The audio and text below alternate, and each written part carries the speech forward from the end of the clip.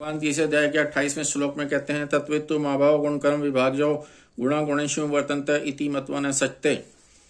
भगवान कहते हैं पूर्व अहंकार से मोहित अंतःकरण वाले पुरुष से तत्वज्ञ महापुरुष को सर्वथा भिन्न और विलक्षण बताने के लिए भगवान कहते हैं सत्व रज और तम ये तीनों प्रकृति जन्य हैं।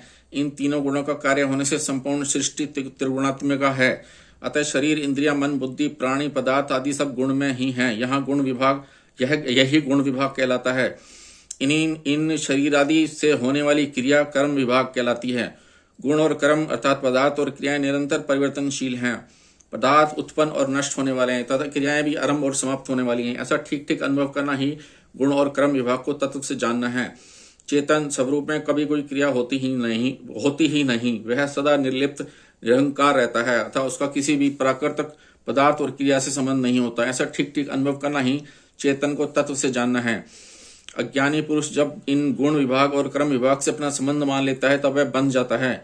शास्त्रीय दृष्टि से तो इस बंधन का मुख्य कारण अज्ञान है, पर साधक की दृष्टि से राग ही इसका मुख्य कारण है। राग अविवेक से होता है। विवेक जागृत होने पर राग मिट जाता है। यह विवेक मनुष्य में विशेष रूप से है। आवश्यकता केवल इस विवेक को महत्व देकर जागृत करने की है। अतः साधक को विवेक जागृत करके इस विशेष रूप से राग को ही मिटाना चाहिए। तत्व को जानने की इच्छा रखने वाला साधक अगर गुण पदार्थ और कर्म क्रिया से अपना कोई संबंध नहीं मानता तो वह गुण विभाग और कर्म विभाग को तत्व से जान लेता है।